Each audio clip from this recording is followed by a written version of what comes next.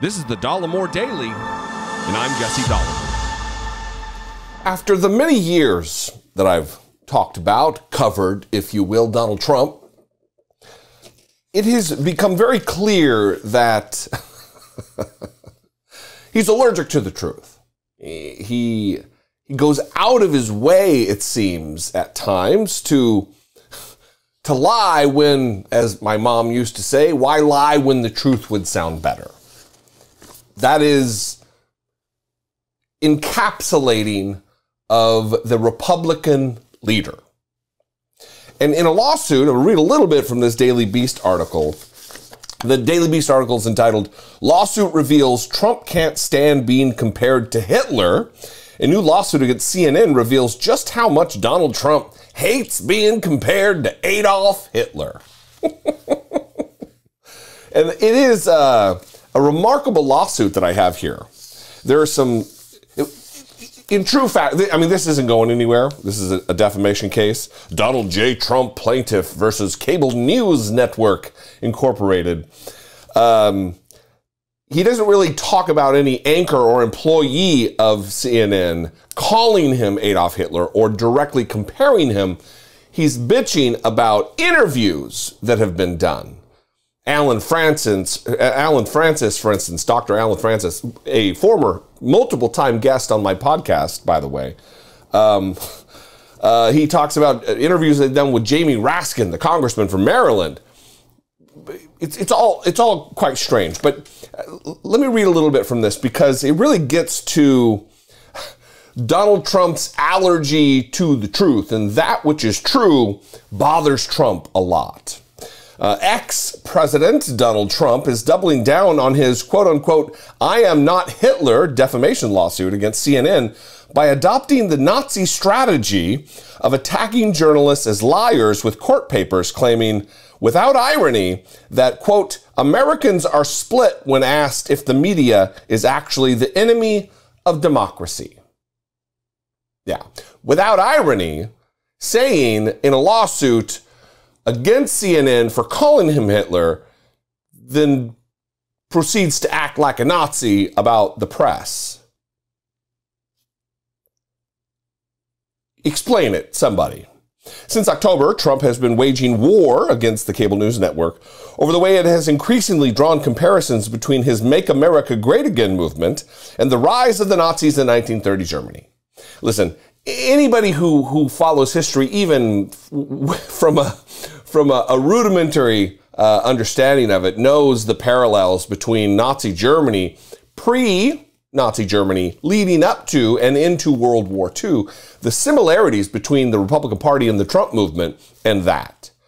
If you go and visit the Holocaust Museum here in Washington, D.C., a display that has been up for years prior to Donald Trump, if you were to change the labels of everything, for attacking the press and book burning and anti-intellectualism, it is a roadmap. It absolutely, there are parallels to be drawn between the fascists in 1930s Germany and the fascists here in America. Again, this lawsuit isn't going anywhere. But in the latest court filings, Trump's lawyers paradoxically argued that now is the perfect, quote-unquote, time to peel back First Amendment protections for American journalists by asking courts to review legal precedent established in 1964 in a case called New York Times versus Sullivan. From the lawsuit, quote, "The sustained defamation of falsely linking President Trump to Nazis provides a perfect vehicle for Supreme Court re-examination of Sullivan," lawyers wrote in their December 30 filing. Of course, they want to take advantage of this Supreme Court that is not averse, doesn't have any problem rolling back constitutional protections. They will lean on this fascist-friendly Supreme Court to do their bidding. The ex-president's disgust for journalists isn't new. For years, he has attacked reporters as enemy of the people, and political scientists who study authoritarianism have noted how his favorite insult against reporters, calling them fake news, is a near direct translation of Lügenpresse, the derogatory term used by Nazis, who they called the lying press. Weird how a comparison directly can be drawn between Nazis, Adolf Hitler, and Donald Trump.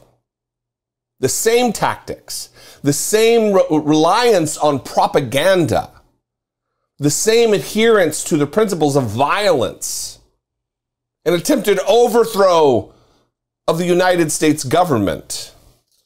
Trump, who tried to misuse the Justice Department and frivolous lawsuits to remain in power after losing re-election in 2020, and directed insurrectionists to march on Congress in 2021, is actively seeking a return to the White House in 2024.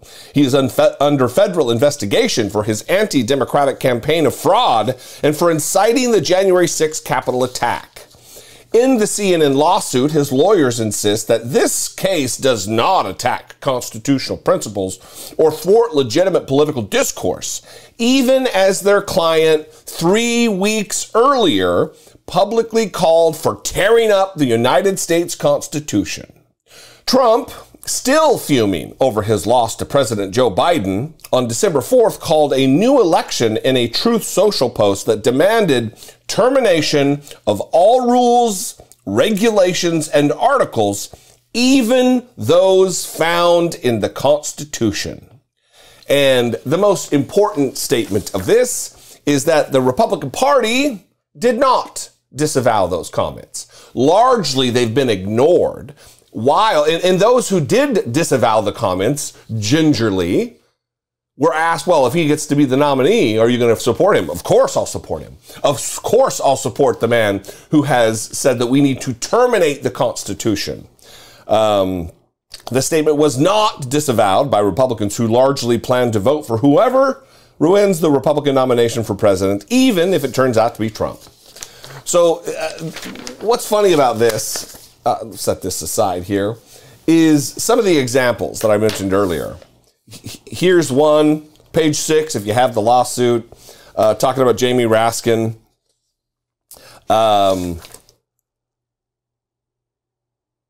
Most notably, and the subject of this complaint, is CNN's persistent association of the plaintiff to Adolf Hitler and Nazism, when labels like racist, Russian lackey, and insurrectionist did not have the desired effect to undermine the plaintiff's candidacy when running for president, or the plaintiff's accomplishments as president. CNN upped the stakes to conjure associations between the plaintiff and arguably the most heinous figure in modern history. Yeah, for now, it's a joke. Look, Donald Trump is not Hitler, but does Donald Trump admire Hitler? Well, his wife reportedly said so. His wife said that he had the speeches of Donald Trump at his bedside or in his nightstand. Donald Trump obviously has studied the results and the efficacy of the use of propaganda, and we've witnessed that over the course of 5 years. We've witnessed him demonizing the press, disregarding the First Amendment of the United States Constitution and the free speech protections given not just to citizens, but to the press. The press is the only occupation listed and protected by the Constitution. The press. They're not the enemy of democracy. They're not the enemy of the people. So, Donald Trump and one more frivolous lawsuit because they're calling me Hitler. How sad for me. Anyway, what do you think? I'd love to know. You can mix it up in the comments. Let's talk. You can also call, leave me a voicemail, 714-576-4054. Of course, you can email me daily at dollemore.com. Follow me on social media. I'm on Twitter, Instagram, and TikTok. At Dollemore is the address or the handle or the moniker or whatever. If you appreciate what I do and you want to help support my work, take part in the mission of this program, producing what I do here, click the join button below. Become a channel member for as little as $1.99 a month, or click on over to patreon.com/IDoubtIt podcast.